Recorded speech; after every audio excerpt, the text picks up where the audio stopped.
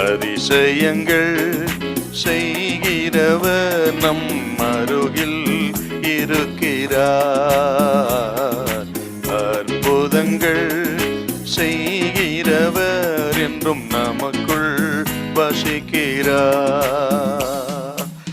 நியாயாதிபதிகள் 3:27. அங்கே வந்தபோது எப்பிராயிம் மலையில் எக்காலம் ஊதினான்.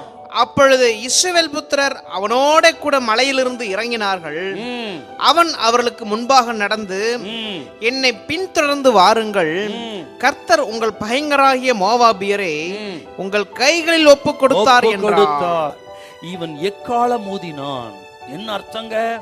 18 வருஷமா ஊதப்படாத எக்காலம், 18 வருஷமா கேட்காத எக்கால சத்தத்தை இப்பொழுது ஜனம் கேட்கிறது என்று சொன்னால், எக்கால சத்தம் என்ன சொல்றார் இந்த ஏகூத்துன்னு கேட்டீங்கன்னா, என் தேவ ஜனமே, உங்களுக்கு ஒரு புதிய ஆரம்பம் தொடங்கிவிட்டது.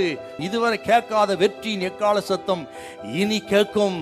இனி உங்களுக்கு வெற்றி உண்டு, புதிய ஆரம்பம் உண்டு என்று ஏகுத்தம் ஜனத்துக்கு அறிவித்தார். இதை கேட்கிற அருமையான கர்த்தருடைய பிள்ளைகளே, ஆண்டவராக இயேசு கிறிஸ்து சிலுவை மரணம் நமக்கு என்னத்தை சொல்லுகிறது?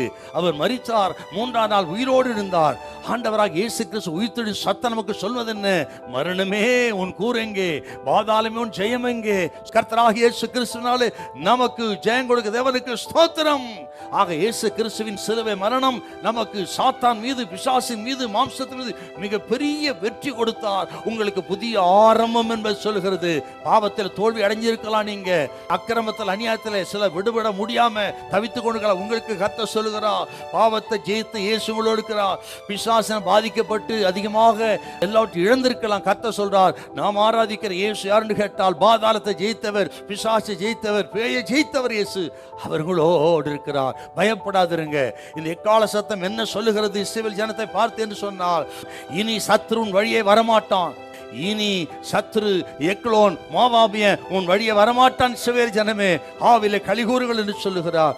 இன்றைக்கு அதை தான் கர்த்தர் நம்மை பார்த்து சொல்லுகிறார். தேவ ஜனமே, சத்ரு இனி உன் வழியாய் வரமாட்டான். உன்மேல் இருக்கிற அவன் நுகத்தை ஆண்டவர் இயேசு தமது சிலுவை மரத்தால் முறித்து போட்டார். மரண பயத்தோடு இருக்கலாம், நீங்க எதிர்கால பயத்தோடு இருக்கலாம், நீங்க பலவிதமான விசுவாசின் பயத்தோடு. கர்த்தர் சொல்றார், நீங்களும் நான் ஆராதிக்கிற இயேசு மரணத்தை வென்றவர். மரண பயத்தின் விடுதலை கொடுப்பார் உங்களுக்கு, எதிர்கால பயத்தின் விடுதலை தருவார் உங்களுக்கு, வியாதியினால் உண்டாகிற சகலவித பயத்தின் விடுதலை தருவார் இயேசு உங்களோடு இருக்கிறார். பயப்படாதிருங்க, இது ஒரு வெற்றி நாள். ஆகவே உங்கள் பலகீனம் பலமாய் மாறும், தோல்வி ஜெயமாய் மாறும், புதிய ஆரம்பத்தை கொடுப்பார் ஆண்டவர். விசுவாசிங்க, அப்படியே உங்களுக்கு நடக்கும். கர்த்தர் கைவிட மாட்டார். ஹல்லேலூயா, ஹல்லேலூயா.